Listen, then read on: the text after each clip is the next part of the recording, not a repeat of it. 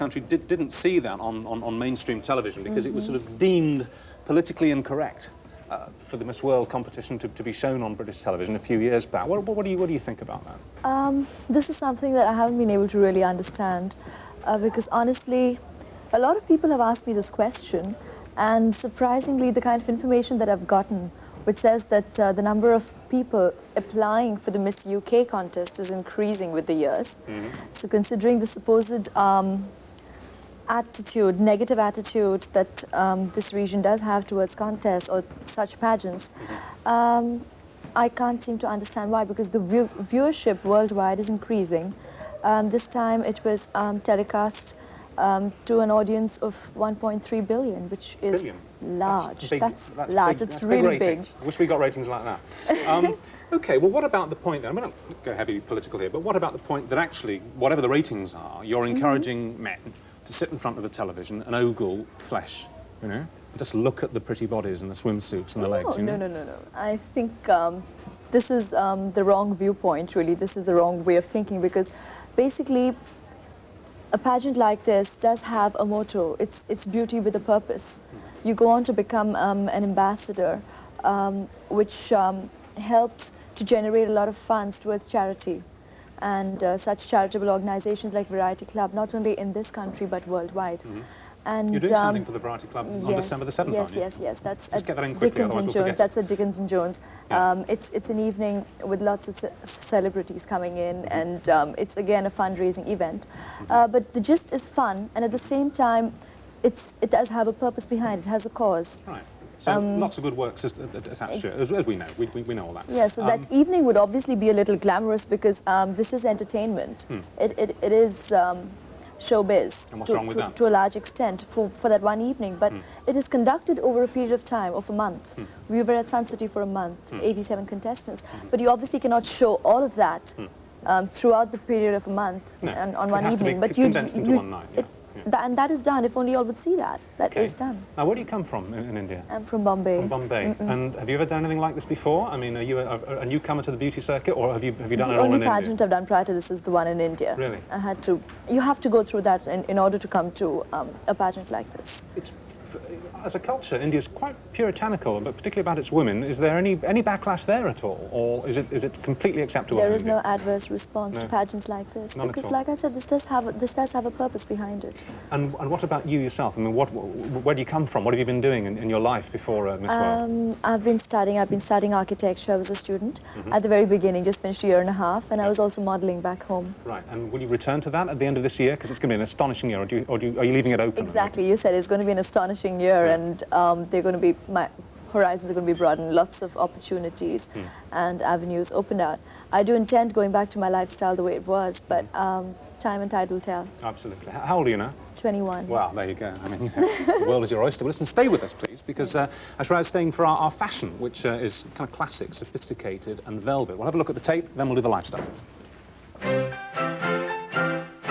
Designer gear, luxurious prices. Anything you think that Miss World here would wear? Oh, well, most of it I would think, because it is, velvet is stunning, isn't it? I mean, you only need to buy a little piece of it, like this tiny corsage, and it sort of immediately dresses everything up.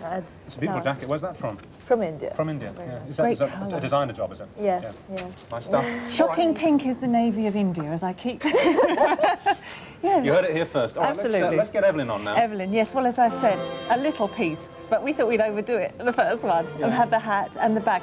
This is a company, just one designer turning out sculptured velvet called By George, and it's at Janet Fitch. And it's really quite expensive to the hat and the bag, but very cleverly done. The jacket by Monsoon is £150. But again, a lovely jacket. It's in cut velvet, good cuffs, nice fitting. And the dress is a snip. It's £59.99. Yes. It's an evening dress, really. I mean, I know it's calf length on Evelyn, but she's quite tall. Yeah. And it has this marvellous halter neck, which is connected at the back. So you've got a sort of choker as well as what looks like a strapless dress from Wallace. What do you think, Ash? I think it's classy. It is, isn't it? Very evening. 59 quid. I mean, that's pretty good. It's a snip. OK, thank you very much indeed, Evelyn. Let's move Justine on now. And again, something in the budget range, but again, Panay velvet is something I either love or hate. I don't know about you, Ash. but I'm not a great fan of it. But it's very plush looking and very easy to wear, especially at Christmas in a colour like this. Now that's very inexpensive. It's all by Etam. The jacket's only $34.99. You've done well this week. Yes, waistcoat $26.99 and the skirt is $24.99. That's very Western formal. I mean, do you tend to wear a lot of Western clothes yourself, or? It's more my kind of style. Is it very, very tailored? Yeah, and it does have a casual touch to it. At the same time, it has that touch of class again. Do you wear traditional Indian clothes as well? Yeah, do you? I do. Okay, well, thank you very much indeed, Justine. Lisa. Well, Last one. We were talking about velvet, and a lot of brocades have come in again this Christmas, which I think is rather nice, especially around the set. Whenever Lisa stepped into one of our sets, she looked in keeping, you know, with all this festive candles and everything. Monsoon, £175, so it's quite a lot, but it's a long jacket, it's quite dressy. You could put it over a tiny skirt, The work on it. a lot of bodices, it does. £55 for the waistcoat, which has a lot of rather nice touches. Very well cut, very well fitting, and has frogging.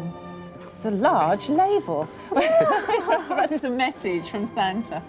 I won't read that. All right. And the trousers are from a little boutique in Covent Garden called What's the fabric on the trousers? The trousers it's a stripe. It's a cut velvet into a stripe. It's quite expensive at £118, but unusual. Yeah, it's interesting, isn't it? Unusual. Yeah. Okay, we've got quick time for Glenn and Katie. As fast as We didn't want to leave the men out, and it's a very good outfit. French Connection, £143 for the Nehru jacket. The shirt with a very nice button detail is £40, and the trousers are £80. That's on Glen. And I think a real party frock from Monix here at $89.95. Christmas. Oh, it's like Christmas wrapping, isn't it? And the colour, yes, that is lovely. Really rich. And a very inexpensive little necklace from Chankadori at $8.99. It looks at loads more money, I think. What kind of clothes do you like on guys, Ash? What kind of clothes do you like your men to wear? This has a very Indian cut considering the neckline, so I can relate to it perfectly. Your fans are here. I think they're all here also for PJ and what's his name? Anyway, thank you very much indeed. Thank you for the fashion, thank you. And good luck in the year to come. Hope it's a really good, happy year for you. Thank you so much. Okay, thank you. I'm sure it will be. You can't miss.